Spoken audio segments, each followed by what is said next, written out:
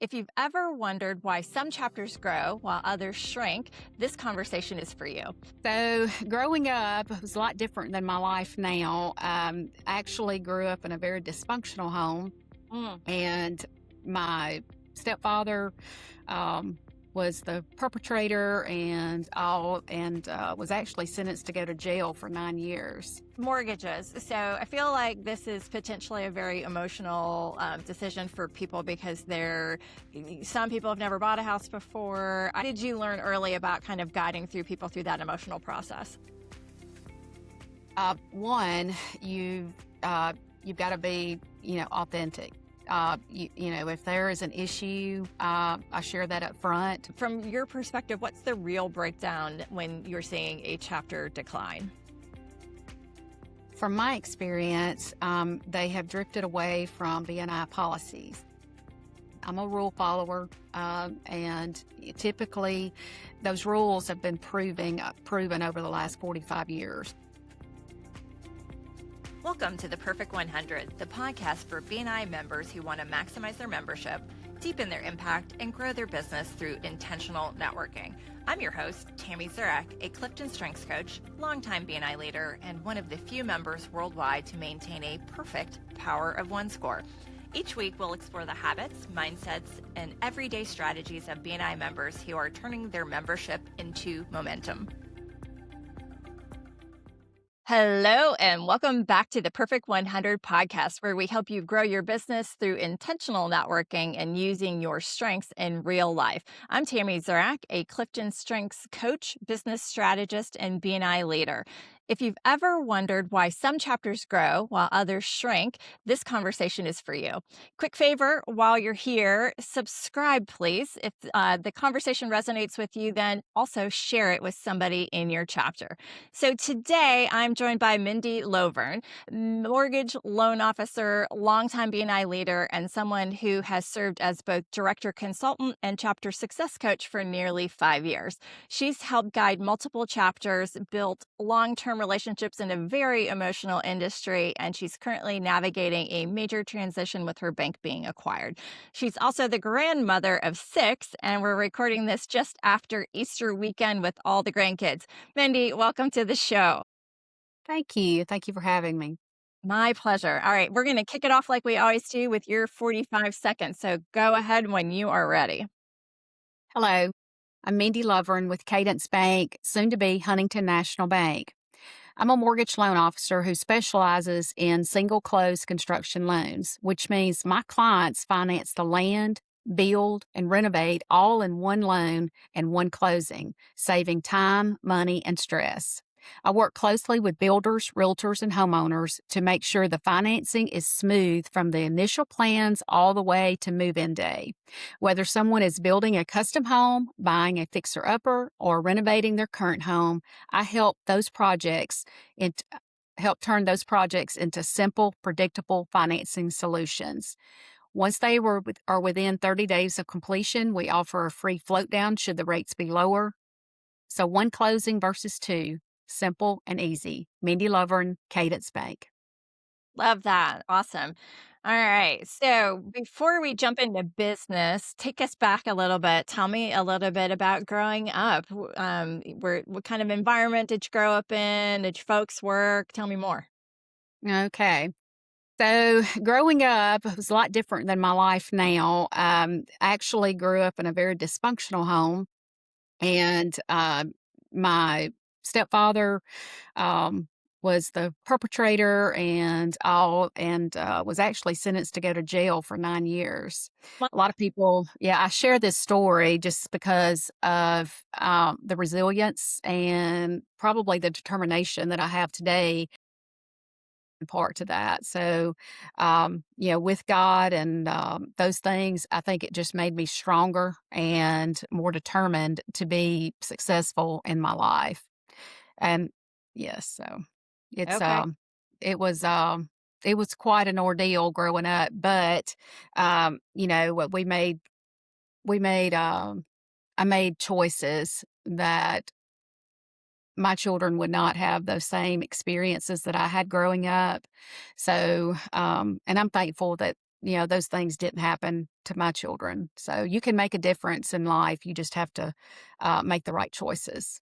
Okay. Well, I'm sorry to hear that that you had to go through some awful things, it sounds like. Um, did you have were you the kind of person who took responsibility early on in life, or, did that develop over time? Yeah, so I was the oldest of 4, so that kinda comes with leadership from the very beginning, and, uh, so, yes, even as a little girl, I took on that role of being the leader, and then with all of the things that the 4 of us went through, you're a protector and, those sorts of things, so the different things that cultivate you as a child, um yes, the leadership would definitely come out in that for sure. Okay.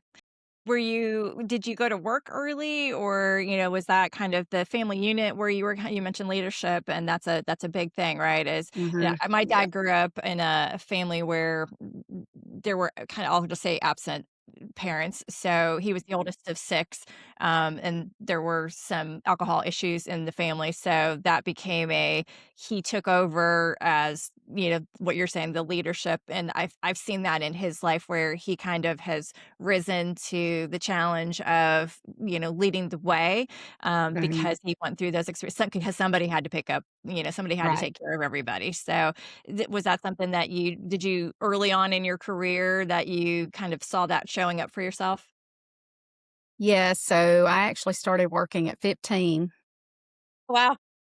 Yes, I worked in a grocery store. I remember minimum wage was much different then. These, young people these days really don't know how So well they've spoiled. got it.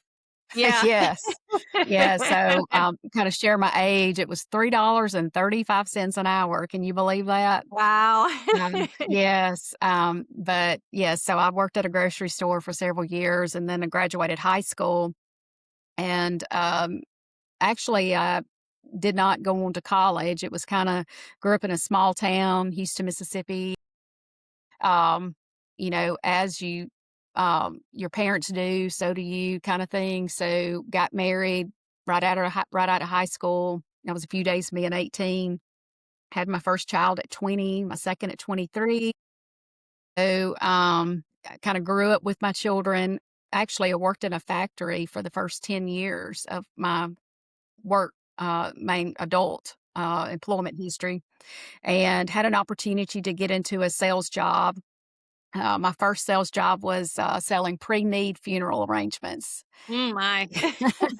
So, that was interesting, to have that, and, I did well, and so then I went to work at Yellow Book. That's when the phone book was, Yeah, very I big. sold Yellow Pages too. Did you really? I Wow. did. Yes, so and that's how I got into mortgage is, I actually one of the, businesses that I called on was a mortgage, broker, and he said, "Hey, you would be pretty good at this," and at that point, my boys were young, and I was traveling a lot, and, so I decided to take on that challenge, and it it set. I love, love, love what I do. I've been in the business since 2004. I've grown. I started out at entry level, obviously, and have just worked my way up. So the mortgage broker that I worked for, I was actually the last employee that he had before he closed the business back in 08, 09. He actually closed the business in '09 after the major mortgage crisis that hit Right. in '08. So, and then I went to work for Renaissance Bank, worked there 6 years, and then I came over at that point, we was Bancorp South. So, and I've been here almost 11 years. So, Okay. I can't imagine, and that's an interesting path to get to where you are. I think that it's always, I love asking these questions because it's kind of seeing how people, everybody walks a different path to get to where they are, right? And I think that makes it, we've all had our challenges, some a lot more than others. So it's always interesting to me to see kind of the backbone of, who you are today is because, if I look back way back, I was I feel like I was probably working the minimum wage when it was less than yours, what you said. Uh-oh. I don't know, we'll see, I think it's great. The path is everything along the way gets you to where you are, right? So, do you feel like anything from your early life still shows up in how you work with people today? Yes, you know, we grew up obviously poor, single mom and all, um, and, you want to help people, obtain the American dream of homeownership, and, so a lot of people, I coach them throughout the process because, when they first meet with me to apply for a mortgage, their debt to income ratio may be too much, and I actually teach different classes on financial peace with Dave Ramsey, on budgeting and that sort of thing. I wasn't taught that as a child. So I learned that and then I share that with my clients.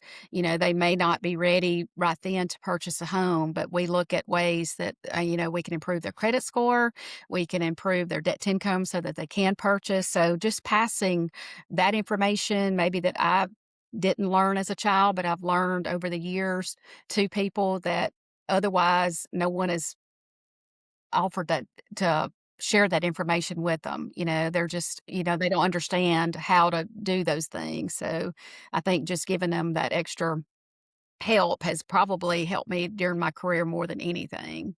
Awesome. Yeah, Yeah. that's my husband and I were talking about this the other day. Is the financial if you didn't grow up with parents, neither we both owned a business and neither of us grew up in a family of entrepreneurs. So, you kind of have to figure things out yourself sometimes.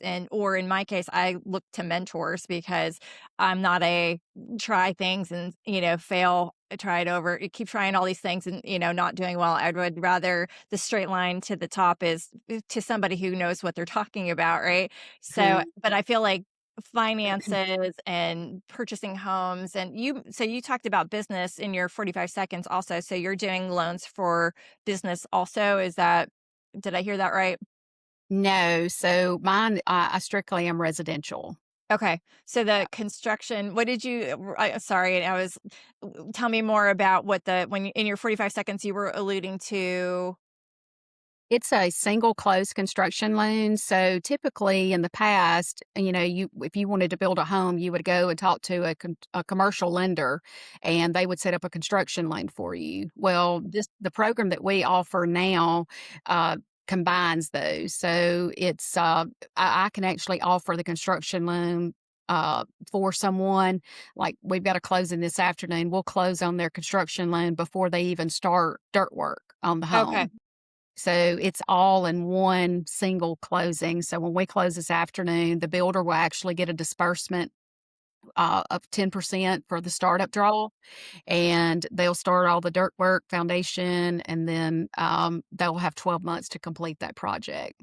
Okay, so another, if I'm hearing that right, then that's different from what others are doing. So they're able to maybe move more quickly into building the home or Yes. attract a good builder because the builder's going to get money right off the bat. Is that right? Correct, correct. Yes, and typically these loans, if we have all of the project documents like the house plans, construction contract, all of those things from the builder, we can close one of these this type loan in 30 days. I mean, it's not a long drawn out process. Yeah, so the people, our clients really appreciate that they can get started on the construction. They're always trying to beat the weather, so, to get that foundation poured and such as that so that they can get their home, started. Nice. I like Yeah. that. Yeah, I could the construction was throwing me off. I think I heard construction and that was business. So Mhm. yeah, my brain Yes. was not connecting the dots there. So um mortgages. So I feel like this is potentially a very emotional decision for people because some people have never bought a house before. I know when I went through, I've talked about it here on the podcast before, when I was trying to buy my house and here we moved from Wisconsin to here, and in the middle of the process, the person who was working the mortgage on the other end dropped the ball, and we all my stuff was on a truck, and we were on our way here, and I had no mortgage secured. So at the last last second, the realtor here that was phenomenal, picked up the ball, connected me to the Mhm. right mortgage person that they worked with, who knew the builder we were buying the house from, and it basically on trust, they went ahead and closed because she was Mhm. like, "It's gonna be fine," and they all knew each other. So, that's a relationship that we all, strive to have in BNI, is that somebody's gonna just say, "Yep, you're good to go," right? When I know this Yes. person and it's Mhm. gonna be okay. So what did you learn early about kind of guiding through people through that emotional process? One, uh, you've gotta be, authentic. If there is an issue, I share that up front. If there is anything that, could delay a closing, you always share that up front. But I think doing your job well on the front end is gonna avoid those type issues that unfortunately that you experienced at that point. We just try to, I think, communication, just, staying keeping them in the loop of what's going on, where they're at in the process, and the realtors, as you gain that trust, they're gonna refer you, and just as your realtor did, they know who to contact that's gonna get the job done. Right. Yes, that's, just building that rapport and that trust, and then, that's where the referrals come. They're gonna trust you, and they're gonna send. I had someone text me this morning that's sending me, their sibling or friend or what have you, and that's where it comes in. You do a good job for them, and they trust you that you competent, then they're gonna send you more business and more referrals. Yeah, that trust is everything. That we were referred. I mean, I didn't have my own business at that time. I was working corporate, and a friend sent me to that person who apparently, it was a communication issue. Is they said we needed this thing or that thing, and at the last minute when we couldn't get that thing, then that just fell apart, and we are like, we should have known this before all my stuff was on a truck. Right. Yes, yes. It's a lot. It's so much, anxiety and stress and, you've gotta be able to navigate all of those waters because 'cause you're dealing with realtors and, the home buyer, insurance agents, attorneys. So there's a lot of moving parts that a loan officer brings together to make sure that that closing happens on time when it's supposed to, and it's a peaceful process for the borrower, and they don't see all of the back office stuff that's going on, whether it be chaos or it's running smooth. You just want your borrower to have a peaceful experience and a good experience. Yeah, we were, and I've said this before too, but in case somebody hasn't heard it, it's like we were not only was my stuff on a truck with no mortgage, my dog went into the ER up there. So I was in a hotel ready to close it, in the next day or two. I can't remember how many days apart, but I was here ready to be done and move into my house, and my husband called me and said the dog was in the ER, and had the vet talk to me because he was too afraid to say that it was touch and go, and fortunately, My he didn't. goodness. I drove all night long to get there in the morning, which was crazy, but he made it. Everything turned out fine. We got the mortgage Good. and got the house and all the things, but Yeah. that that is not an experience I like to think about, but, for the benefit of our conversation, I think it's a good one, that having the right people really matters, right? Correct. Yes, very So much so. so you're in a bank that, and it sounds like you've been through a couple of these now, and I was telling Mindy off the line that, we're from Ohio originally, my family, and so we had Huntington Bank in Ohio. My parents still have Huntington Bank, and they're in the 80s now. They're in Florida, and they're down there. So what's it like? You're getting transitioned over, and it sounds like that's not the first time. So, what's that transition like for you to go through? So initially, it was quite scary. We learned on October the 27th that Huntington had actually bought Cadence Bank.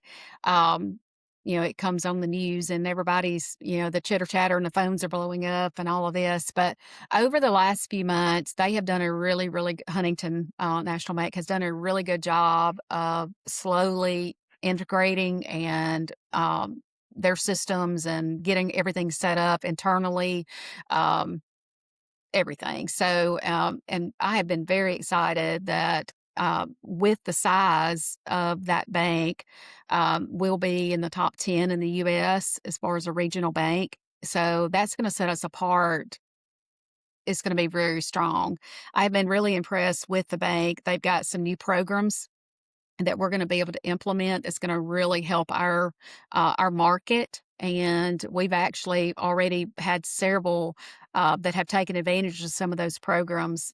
For example, if it's a FHA or VA loan, Huntington Bank is offering up to $5,500 as a promo that basically that's free cash. So when we enter their application, we can send it for a review, and, it comes back. So I've had numerous that have come back that's up to $4,000, and they can use that money to pay, to buy the rate down, Nice. or for their closing cost, what have you. So Huntington's gonna give us the tools that we need to be more successful in this area, and they truly care about the people. That's something that I've learned through a nonprofit that I serve on a board. They actually had 10 nonprofits that they personally met with here in Tupelo, and then they flew 2 of them to Columbus, Ohio for a larger scale meeting of how they can, um, help the help this area, and, they actually gave them a large sum of money, and they don't want the recognition for it, and that was something different because most banks want the media, the cameras, all of that. Mhm. But Huntington didn't, and I thought that was really neat that, they're that large, but yet and where they could really make an impact where people need to know because we're the, Cadence Bank, that headquarters is here in Tupelo. So, to make that impact here in our area would be huge, but they chose to keep to stay with how they've done business all, since 1866. Okay. So, Well, that's yeah. awesome. It's, Mhm. rare that it's not just the social, that we want to get the pictures. It's just we really want to support the community. So I love that. Join the Art Academy of Memphis. Master the skills needed to create stunning, realistic oil paintings. With expert instruction, you'll refine your craft. Enroll today at artacademyofmemphis.com. Awesome. All right. Let's take a little turn and let's talk about BNI. So you've been a BNI coach. We had different names. We were both in the franchise and then we're both in core. There, whether you're director consultant or chapter success coach, and now we're back to director consultants again, um, for nearly 5 years. What do you see in chapters that most members don't? Think that, what I see in the chapter that most members may not is, if they will just stick with it. Initially, when you first join BNI, they want the get rich quicks, "Oh, I'm gonna," and they haven't quite bought into the giver's gain mentality and all of this. So, when we're interviewing and even that first or second year member, it's still hard for them, I think, to see the overall picture of what it's gonna look like for them long term. Right. B&I isn't a quick it's a farming. It's not immediate results a lot of times. Sometimes it can be depending on the business, um, but it just takes time. So, I think the giver's gain mentality of, just take it slow, do what we know that we're gonna teach you during that mentor time of doing the one-to-ones and getting to know the members and letting them get to know you, and that the referrals will come. Right. Yeah, I agree with that. That is often I think people don't, I mean, I couldn't grasp when I started, 11, almost 12 years ago now that I would still be sitting here in BNI. Yeah, me Having me not either. only built one or now I'm on building 2 businesses, through it, and you just can't see the forest through the trees when you're first starting out, is you get the concept of showing up and people helping you, but, you don't necessarily see the long-term breadth of what it can be and what it will be if you learn the things that make it work, right? That's right, yeah. So, speaking of things that make it work, what are 2 or 3 behaviors you think that you see members doing that make it work? What are the kind of the main things? I think the first thing that people need to do is to build those relationships. Through BNI, I joined in 2011, so through BNI, I have met people that I would have never met before. And that's the same thing for each of our members. If they will take advantage of that room and other chapters, even that's outside, we've got 3 chapters here locally. So if they would meet with other members of other chapters, I mean, the world's at your fingertips, literally with BNI.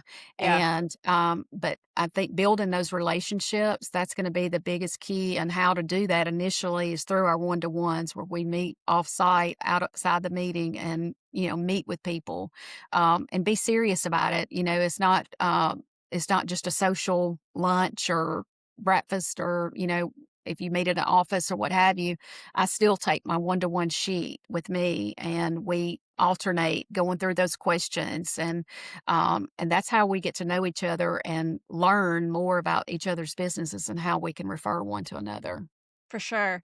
So, how about the chapter? So, you're in what was for the longest time the largest chapter in the region, so I'm in Tennessee, you're in Mississippi, and you guys were always kind of, at least for me, the target for we got to beat them because they're the big ones. And Mhm. you guys have had some contraction lately. So, having been on both sides of expanding and contracting, what have you learned from that? So, everyone is not meant to be a member of BNI. Now, BNI corporate may say different, but BNI is not for every person. And although we would like for that to be, but it's just not. So, our chapter, I actually serve as vice president currently. So, our chapter has been through a culling Yes. time of where there's been some members that we have not renewed. There's been some that have chosen to move on and not renew, and so I believe we're down to 32 members, and we were pushing 50 at one point. Um, but in that time too, our membership, I don't think we was as strategic when we were interviewing the potential member and explaining, the commitment that you're making when you join BNI. It's not just, you know, you get to come and go as you do in Kiwanis or the CDF, your Chamber of Commerce. It's different. It is a commitment. And as we're committing to you as a chapter, we want you to commit to us to be here, to do the one-to-ones, to make it successful. So yes, we have, and we're actually in a growth sprint right now. We've got a competition going between our chapter to see who can bring the most visitors this month, so that we really want to get back up to 40 before the end of this fiscal year. Okay, awesome. Yeah, and I think that all of those things, right, is that if you don't bring the right people in on the front end, and they or oftentimes they look like the right people on the front end, but they don't necessarily hold to that over a period of time, or things change and they, for whatever reason, they just stop doing what they were doing. All of those things need to be looked at because their success or lack thereof is also the chapter's success or lack thereof, right? So this seems like a good time to show your power of one. So let's roll over to that. All right. So you have a score of 85. You are in the green. So your attendance is in the green at 20. Your referrals per week are in the green at 20. Your visitors per week are in the gray at 5. Your one-to-ones are in the green at 20. And your CEUs per week are in the green at 20. And then I've got your Palms report up also. So you have no absences. Your referrals given inside are 14. Referrals given outside are 20. Referrals received inside are 2. Referrals received outside are 11. Visitors are 1. And this is over a period of 6 months. I forgot to mention that. One-to-ones, 48. Thank you for closed business that you've given is $191,353, and CEUs are 35. So, from all of that, if you were looking at that as if this was someone else's reports, what would you tell them? One, that I need to invite more. That's one, but if I were looking at someone else and coaching them at this point, I would really brag on them about the thank you for closed business part. That's what it's all about, and my numbers have always been kind of skewed in that way that, I've given more than I've received, and that's really what you want in B&I. Um, it's, it always comes back. So, but yes, I'm very proud of that number um that the referrals that I've given have actually turned into closed business for those people. Yeah, that's awesome, and I think that, it's definitely a trend that everyone would like to have, right? Is all the if you're hitting all the measurements, so to speak, then you're gonna get it all back, and the giver's gain part of it, I feel like mine has always been what I've given is higher than what I've received, and as I look across kind of other people's, I feel like that's also the same. So I Mhm. think that's a good measurement for as long as you keep giving, you're going to keep getting, right? So, Right. if you're doing all the right stuff. Um, so when a chapter starts to decline because you've seen a bunch of different ones, being a coach of them, people often look externally to say, the market changed or, whatever that looks like. From your perspective, what's the real breakdown when you're seeing a chapter decline?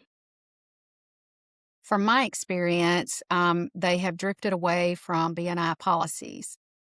I'm a rule follower, and typically those rules have been proven over the last 45 years. Whenever we or 40 years, 41 years. Yeah. 40, yes, 41 this year. So, once a chapter starts to bend the rules and, maybe, being present at the meeting, your absenteeism, it's not,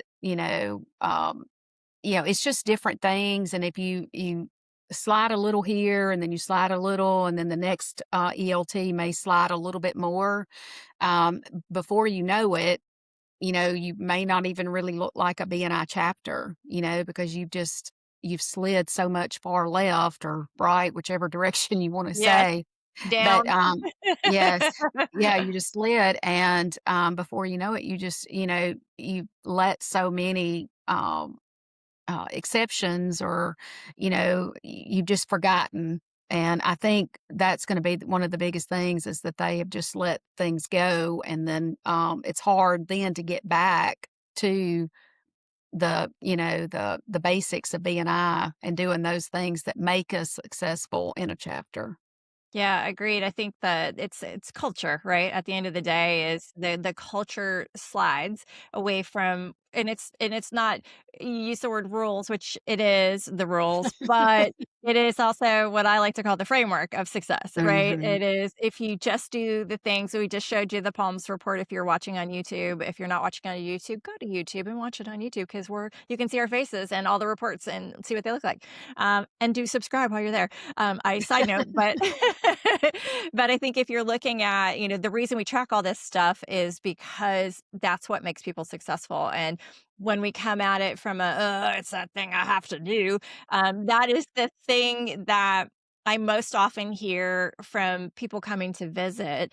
That at the end, when we go around and ask them to say what they liked about the meeting, so many people are like, I like that you have some accountability because they either enjoy accountability themselves like they have it in their business or they have none. And, as a business coach, I can tell you that accountability is in short supply when it's your own business. When it's just you or, you and a couple people, that accountability can be really hard to do the things that grow your business. And that's what I Right. mean.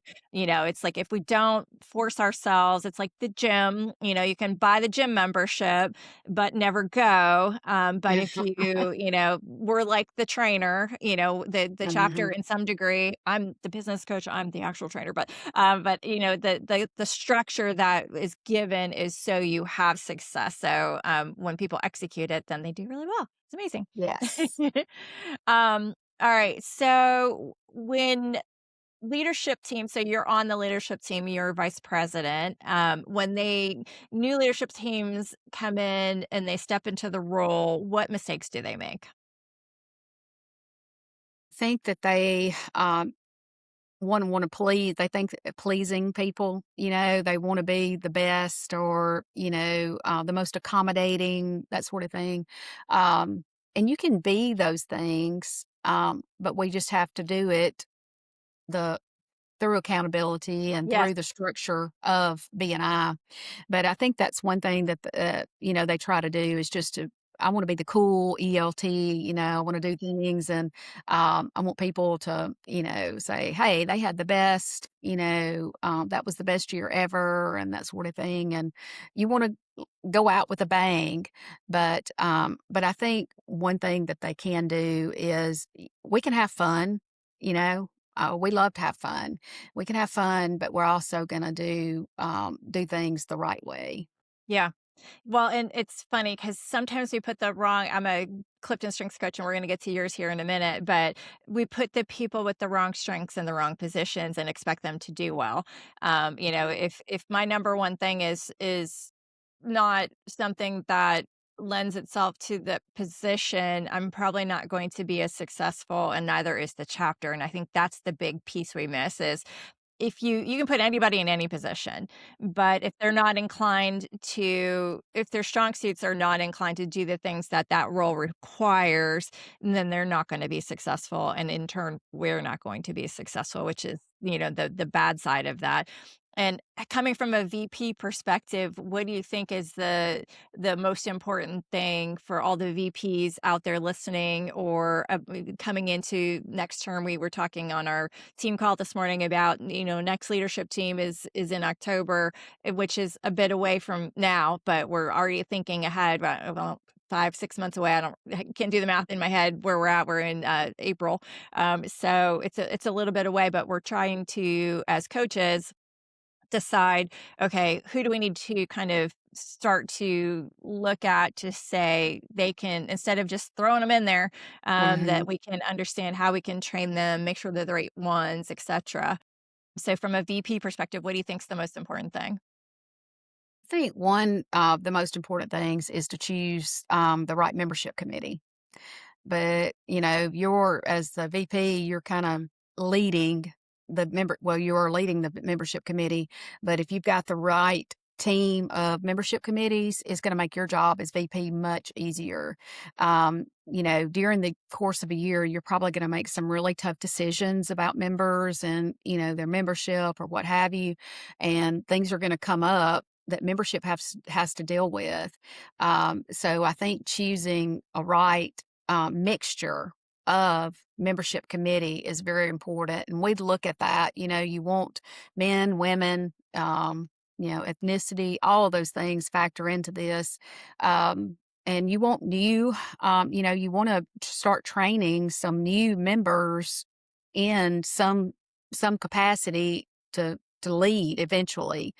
I think one thing that we've learned is that we've got to be cautious on, as far as a new member to give them too much responsibility too early. We've started in our chapter, and this may be something that other chapters want to do as well. But we've got like we already know who our top three are going to be for the next year. And when our team was chosen, that was chosen 2 years ago. Right. So we start, teaching and training and mentoring those new, leaders early on so that, because the training that we get in September, that's only a few hours and it gives you a brief overview of what you're going to be doing for that next year. But if we can kind of mentor them up for a year in advance or whatever that looks like, it's going to equip them to be a much better leader than just that few hours in September before they take Yeah. office in October. I love that you treat it like a board where, there's an incoming, kind of sitting in the seat at leadership behind the person that's actually doing it. And if only we had the structure to be able to do that, right? As you guys do. Mhm. You guys have Yeah. created that and the foresight to be able to say, we know who our strong people are that are going to be here for us, not, because oftentimes the chapters are small enough that they can barely scrape together enough people to be in all the positions Right. that will volunteer.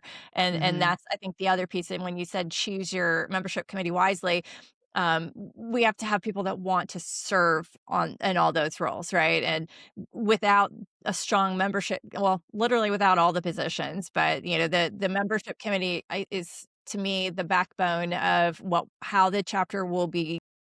um I was going to use the word steered, but that's not the right word, because steered's not the right word. The tense of that, it's the direction. They're setting the direction for where it's gonna go. Are we gonna hold people accountable? And what does that look like? And in those weird cases that always pop up every year, there's always at least one. There's gonna be Uh-huh. some conflict. People are messy. We need to have people that are gonna be able to look at all the different viewpoints and say, this is from my viewpoint, this is what I recommend. Right. And that can't be 1 or 2 people. That's gotta be a team, as you said. Yes. Yes. Yes. Very And important. I know you've seen some crazy stuff, and so have I. Yes. Um, you think, "Does this only happen here?"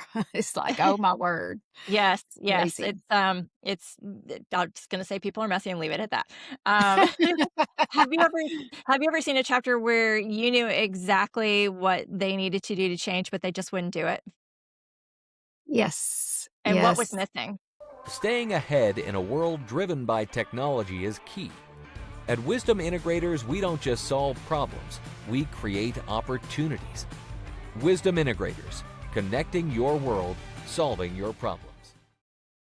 I think actually they need to, they needed not to renew members.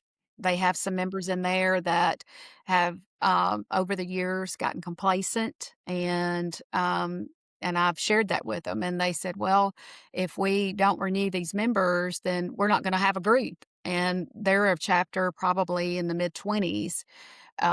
But what they don't understand is we've seen this time and time again is that if you do a cleanse, a purge, of those that are not giving back to the chapter and, have no desire to serve in any position, that sort of thing, then you're actually going to get more people in that really want that chapter to grow and be successful. If you have a potential business person that goes to, that chapter right now, why would they really want to join that group when they can see it's so obvious that, the members haven't bought into that group. But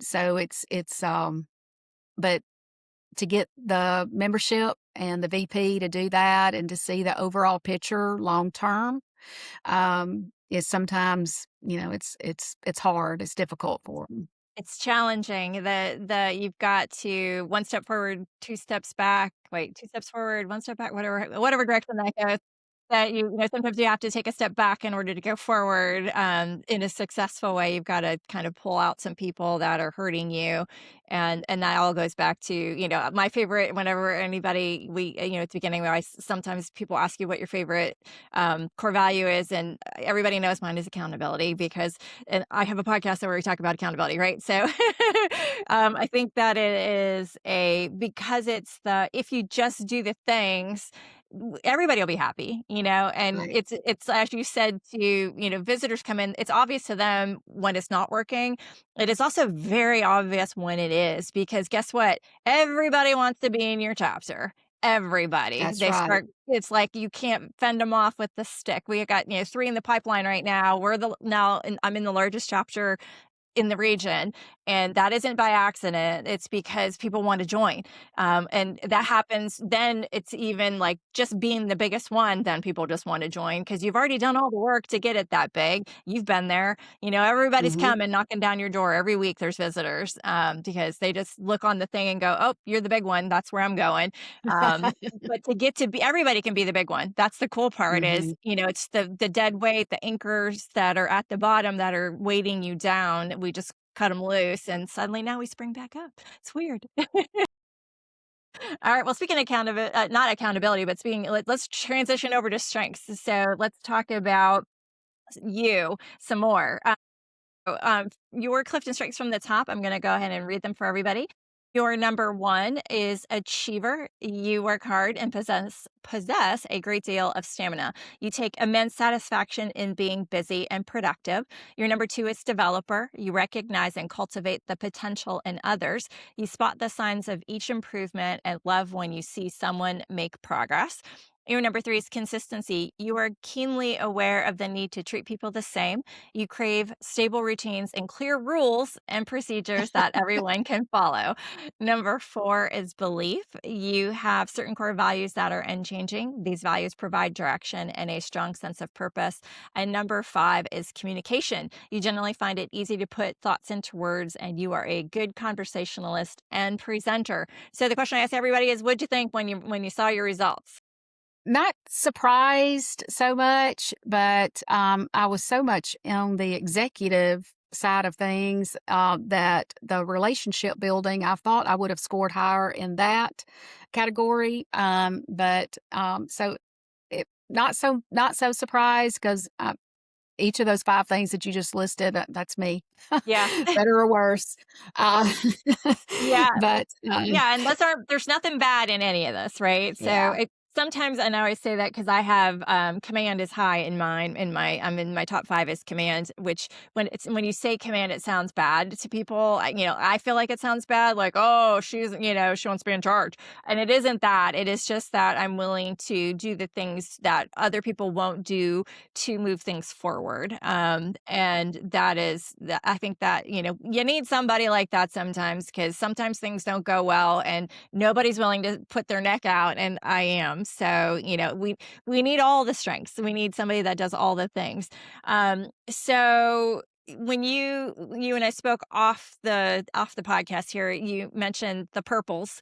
So you had three purples, a blue, and an orange. So that means you had three executing themes, a relationship building theme, and a influencing theme. And what did you say to me? Do you remember? can't It's remember something exactly. about strategic. It was you had a comment Oh, about there were no greens. yes, yes. So, yes, I was curious as to why I didn't have any of those. Is that normal that people may have more strengths in one category versus the others? For sure. Yeah. So we all have a theme that is our what we call our influencing theme, or an overarching theme. Mine is influencing, yours in this case. Now we only have your top five. So, and that's where I was going to tell you, I'm like, let's just wait till we talk on the podcast. So, because everybody has this question. So when you look at it, everybody's first reaction when you only get your top five, and that's all I ever did. The first two times I took this, I only did my top five. So you're lacking some additional information that follows in the full 34. So the way they arrange it when you do your full 34, and nobody that is not watching is going to be able to see this, but I'm going to hold it up anyway. So this is mine, just to kind of give you an idea. You're getting they list the top 10 here because you and the top five are bolded. So they're bolded because those are your go-tos. Those are you're not even thinking about it. It just is you. You're not thinking about achieving. You're just that's your brain's already like I'm going to be good, and that's and I'm going to follow the rules doing it, and all that's just who you are. The top 10 really though are kind of a little bit interchangeable. You can be in your number 6 and 7 and 8 the same way you're in your top 5. It's just you don't have the rest of that information. So it is very likely there's some green or other colors that are in that top 10. And so your top theme is just going to be the most that you have of those, but none of them, it doesn't mean there's 34 on here. It doesn't mean I can't be any of the things on here. It's just not what's innate necessarily. So at the bottom, I have includer or harmony. I talk about harmony a lot because it's an easy one to talk about. I want harmony, but I prefer the other things. I'm going to figure out how to make the other things happen first. And so that might upset an apple cart, is it isn't something I can't do. It's just not my main thing. I'm going to find a high harmony person if I'm going to make, because mine are strategic, relator, maximizer, command significance are my top 5. I'm changing things. I'm, impacting things that is going to upset harmony. Yeah. So, and sometimes includer, because not everybody's Mm. going to be included. Some people might be excluded depending on what it is. So, but if I need to move a group of people, then I'm going to find others, which is so on the ELT. When you have a strong ELT, typically they have different sets of strengths. So, Right. or a membership committee is the same way. Is you want people with different strengths, because I might just be quick to say, you know what, they're in the gray. They've been in the gray. They're not coming out of the gray. Time to go. And somebody else might be like, but wait, there's some more redeeming things that are happening. Yes. So you need that balance, and that's okay. So you might want to unlock the rest, and I'm going to pretty comfortable. You've got some probably green in your other ones there. Um, so what you have high executing themes. So what from that? How does that show up in how you run your business? Um, well, I'm commission based, so almost like being self-employed. Um, so if thankfully, I guess I've got those traits, because if I didn't, I probably wouldn't have a job. Yeah, But yes, and then following the rules is good because I won't go to jail for fraud, those yeah, things. So yeah, that's a good plus. yeah, Uh, but yeah, so I have been a top producer, since when I was at Renaissance, year after year after year. I had a 2 year where I wasn't. I went through a divorce a few years back, but and those were the only 2 years that I haven't been. So it's I really hold myself to a higher standard. Um, I don't know if this makes sense, but sometimes I get on my own nerves, yes, because I just want to just sit back and just relax and yes. all of this. That And doesn't happen for achievers, no. I can't do it. Yeah, I push, I push, I push. And then, I was reading those, the details of each one of those that I was listed as, I see it. I serve on a board. I'm actually the president of a board for domestic violence and sexual assault. And, going back, a little bit from my childhood, that is how I'm giving back to, preventing those things, making that change, to help others to where maybe we didn't have that when I was a child, or we didn't know about it as a child, but now we're bringing more awareness and all of these things, and we're making those changes so that others they don't have to endure those things or go through the same cycles of all of that. So, it's just feeling that sense of accomplishment that you're doing good. I help people achieve the American dream, and then that part, serving on that board, it really fulfills the inner part of me as to giving back on, with people going through some of the worst trauma of their life. So, yeah. I yeah. suspect your high belief comes from some of that, right? Is in the achiever. I have high achiever also, and that it's just you never take a break. There isn't really it's not something. It's part of you, right? Is every day there's something I got to be doing it, and I'm going to get Yes. there. And and Yeah, where's the top of that mountain? Because I'm going to find myself there because that's how I operate. So right. That's right. I have a list, and we've got to finish that list and check those yes. boxes. Yes, So, yes, yes. All right. And how about consistency? How does that show up for how you treat people? Because that's something that, you see everybody, you want to be consistent. How does that work for you? yeah. So, you can always judge a book by its cover. And, we have to be, even in the banking world, we have to be very, we have to be cautiously that make sure that we are treating each person the same, whether they've got $1 million in the bank or whether they're overdrawn. Right. We want to make sure that we are treating each person consistently with the same level of, if I do for one, I'm going to do for the other. Um, you never know, that person that has the $1 million, of course, they may not have good credit. They may have a bunch of money, but they may not have good credit. And then you've got the person that may be overdrawn, but they just need a little extra coaching or help in how to manage their money or whatever. So, you treat each person the same way and, go by the golden rule. Do unto others as you have them do to you.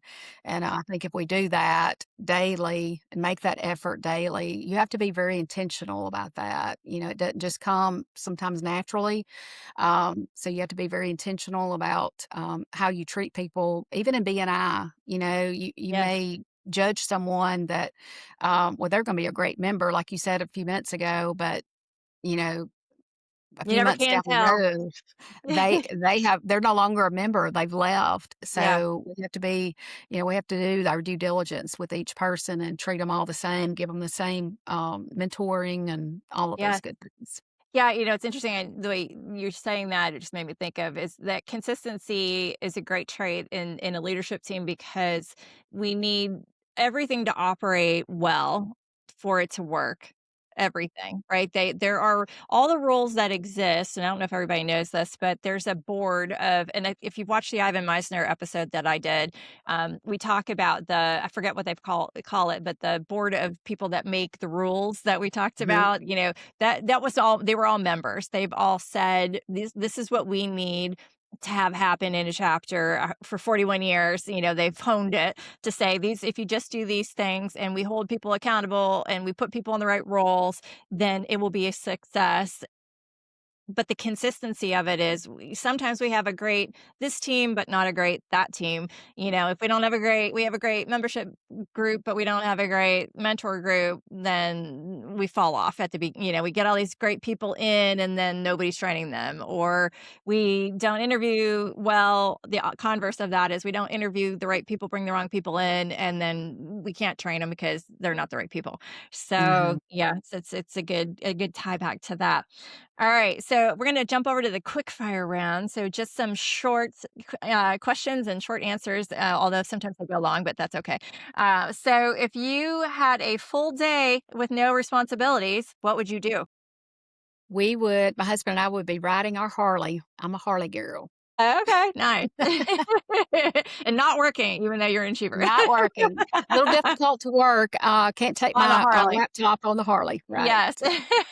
Although Google Glasses, I don't know, something like that. Yeah. All right. Which do you prefer, first time buyer or investor? First time buyer. Okay. Yeah. What's one mistake buyers make? Um, I think what I'm seeing more now, especially in millennials, is that they are trying to buy their forever home with their Mm, first home. okay, that's Yes. interesting. I like to hear that. What's something that surprised you, or what's something about you people would be surprised to know? Uh, some that I love to ride a Harley, Yeah. motorcycle rider. Yeah, you don't really sometimes equate that with a banker. Right. Um, I think probably that. I think some, on another level is that I don't have a college degree. And that's something that I'm pretty proud of what, um, God has helped me to accomplish, these years without an actual degree. It used to bother me a lot, Yeah. and as I've, improved in, what we make, I'm very thankful because I make money that people with doctorates, make, and just been very blessed in that and how God's blessed us with that, so Love that. And I think that I don't know the exact numbers, but there are so many people that didn't complete college that are so successful. It's the the book smart. Sometimes I didn't finish my first round. I went back later. For that was for different reasons because I kind of felt socially stunted when I went to college. I became unsocially stunted, but which turned me into who I am today. But there's a lot of reasons why it doesn't happen, and having success despite that, I think is a great thing. All right, what's one BNI habit everyone should master? Think to give quality referrals. Okay. Let's see here. What's the market like in one word? Volatile. And this is April 2026 in case somebody's watching back later Mm. for reference. All right, and finish this sentence. Success requires. Hard work, Yes. dedication. And the last question is, what do you hope your grandkids learn from your life? You can do anything you set your mind to do, and just be consistent and determined. I think that's probably one word they'll say at my funeral. She was a determined woman. That's great. I love that. Well, Mindy, thank you so much for being here. It was a great conversation, and I hope everybody loved hearing all the things about how to be more successful and learning about you. Thank you. Thank you so much for having me. My pleasure. All right, everybody. And if this episode gave you one insight that you can apply this week, guess what? Hit subscribe, share this with someone in your chapter, and send it to somebody who is serious about growing their business. Because here is the truth: chapters don't grow by accident. Businesses don't grow by accident. It happens when we consistently execute every week. And that's what this podcast is about. So if you want more conversations like this, make sure that people see them by doing all those things I just asked, and we will see you next time on The Perfect 100. Thanks for listening to The Perfect 100. If today's episode sparked a new idea or inspired you to show up differently in your chapter, share it with your team, and be sure to subscribe so you never miss a conversation. And if you're curious about your own Clifton strengths and how to bring out the best in yourself or your chapter or your business, head to TammyZurak.com to learn more about building your superpowers into everything you do. Keep showing up, keep connecting, and keep building your perfect 100.